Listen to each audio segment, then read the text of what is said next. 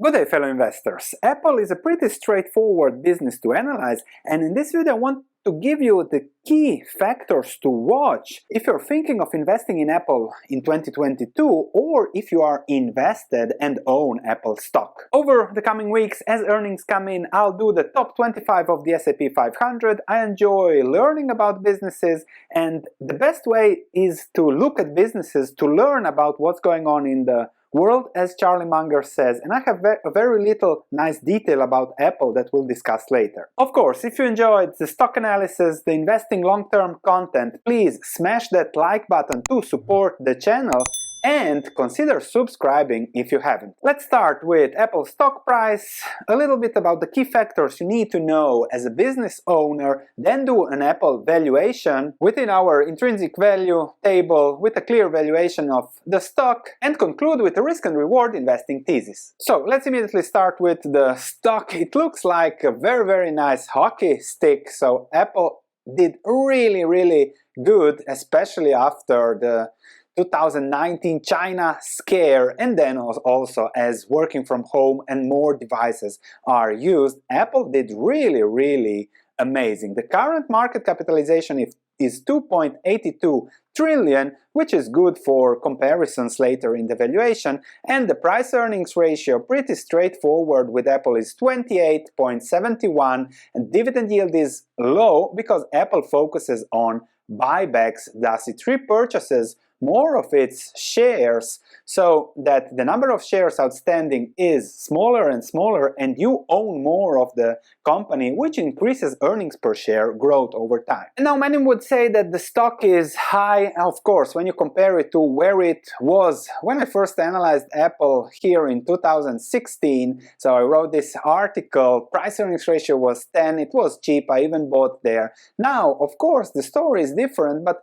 as investors, we must not look at what happened in the past, we must look at the risk and reward now for the future. So let's immediately start with the key business factors, and the key business factor for Apple is of course the ecosystem. Now, Apple iPhone products, I'm using an iPhone 7 now to film this, and you see that products and hardware are still the core of the business, but services are growing pretty fast. So now services are almost 20 billion, 15% of sales, but growing pretty fast at 20+% per month. And the key of Apple is that net income is 27.9% of revenue for the last quarter. And this shows that Apple is a great business that has strong pricing power and extremely high margins, where people, once in the ecosystem, are happy to pay a premium to be part of that ecosystem. And that is something rare when it comes to business. The key, of course, now for Apple is what will be the growth ahead. We have a great business, we have great earnings, great income, everything looks great, great margins, great products, good growth. And now the question is, okay, the key question for the business is what will be the growth ahead? The last 2 years have been extraordinary because of the conditions we were living in and the demand for devices, but Apple expects growth ahead, and now we have to see what kind of growth ahead in our valuation. Over the last decade, if we look at growth, revenues have more than doubled over the last 10 years, which is growth in the very high single digit. Of course, these last 2 years have really seen exploding growth, which is a positive, as the company increases its ecosystem on which to build on further. On growth ahead, of course, Tim Cook says that they now have 1.8 billion devices in use. I remember when I analyzed it, they were aiming for 1 billion, so that is a huge growth in number and in huge growth in strength of the ecosystem. Luca Maestri, the CFO, discussed how they reached an all-time revenue record for services, up 24%, so on the hardware, on the ecosystem. They are building this software, let's say, selling and others, cloud services, music, video, that is really growing high. And if they can keep that ecosystem, then they have further growth ahead, as this is still a small and growing fast business. Plus, on top of the revenue, they now have more than 785 million paid subscriptions across the services on their platform, and up 165 million during the last 12 months. So huge growth there, on which you can bank later by increasing the number of services and other related sales. What does the management expect on growth? They don't give guidance given the conditions, but they expect to achieve solid year-over-year revenue growth for the coming quarter. However, they expect the revenue growth rate to decelerate from the December quarter because of two factors: huge revenue growth, as we mentioned, over the last 2 years, and then different launch timing, some forex issues, etc., but not that significant. And now here is a concept that few look when it comes to Apple, because Apple doesn't speak about this. But a great question in the conference call came on spending. You folks are spending, I think, 23 billion on research and development in 21. So you're really spending a fair amount, and would you tell us what will be the next product? Of course, Tim Cook replied that they prefer to keep it secret and only then launch with a bang. 23 billion is a lot of spending, so we might expect something new to be added to the Apple ecosystem on the 1.8 billion installed user base, devices base. That means that there is plenty more of room for Apple to slowly and steadily grow over time. Of course, there is always the Apple cycle that one needs to keep in mind, but that might give opportunities to invest more in the future. Now, here a touch on learning from listening to these conference calls. The question was about China, the macro climate there, and how that fits Apple's business.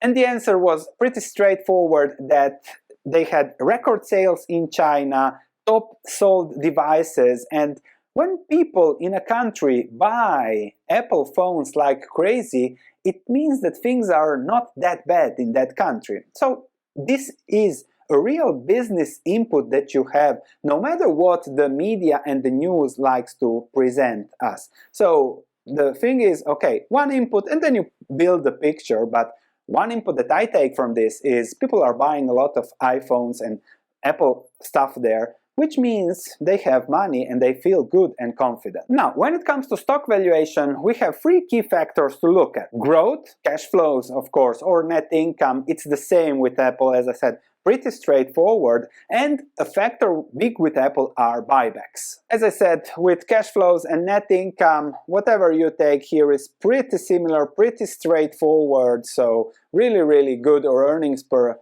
share, 100.5 billion in net income, 101 in free cash flow. Of course, most of the money is used to do repurchases, 20.5 billion in the last quarter, and the symbolic amount for dividends, so 24 billion times 4 over the year, though they spend their free cash flows on repurchases and dividends, so 100 billion to be rewarded for the shareholder. And the number of shares has been constantly declining over time. This is the power of buybacks, and as Warren Buffett says, if you keep doing like that, I will be owning the only remaining share of Apple once the company buys them all. And consequently, of course, you see the power of buybacks here as more and more cash flows flow in. That is this hockey stick. Earnings per share for input, so $6.03. Let me go to my comparative table. You can download this with a lot of stock examples, and I will be filling all the new analysis here. PayPal stock is coming tomorrow, so you might want to enjoy that too.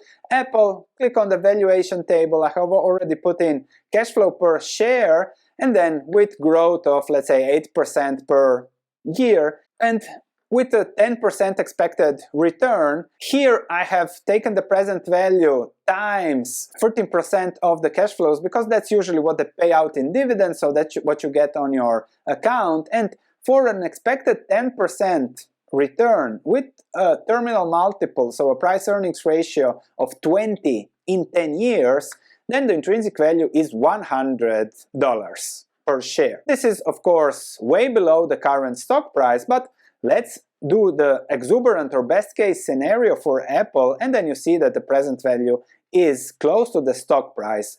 So if they grow 10% per year over the next 5 years, 8% over the subsequent 5 years, 10% expected return, and the key is that the current price-earnings ratio of 28.7 doesn't change, then if that all holds, then you'll have a 10% return from Apple stock, including the dividends, where if you buy it now, over 10 years the stock price will likely be around 400. What have I included here in the estimations? Growth of 5% from the business, current cash flows 100 billion or $6 per share, and 4% from continuation in buybacks, because the buybacks increase the earnings per share because there is less and less stocks out there. So total 9% growth, 6 per share, and you get to this valuation. Of course, if things turn south, there is a lower terminal multiple, then the present value is much lower, which is something I would call the risky margin of safety scenario. You can download this template, play around. You can also check my videos for the indications on how to use it if you want to learn more. Now, on the risk and reward, I think Apple is, if not the best business, among the top businesses currently in the world. High margin, strong ecosystem, strong moat. You stick to an Apple once you have it. Extreme customer satisfaction that we have heard in the conference call, off the charts, as they said. But on the risk situation, the key risk is the valuation. Even if, okay, 28, likely as growth comes 25, that's a 4 or 5% return, plus 4-5% growth, you have a great return of 10% per year, so that's nothing wrong with that. Of course, the key difference is if the valuation changes, if the market goes back to a P ratio of 15, then it will not be that good for Apple. But that's the risk and reward of investing in Apple. All else equal, if things remain as those are now with valuation, you can expect a 10% long-term return, yearly return from Apple. So there's nothing wrong with Apple. The key risk is always the market. Of course, my valuation is pretty conservative, and if I compare it to all the other stocks there, so it is perhaps on the most expensive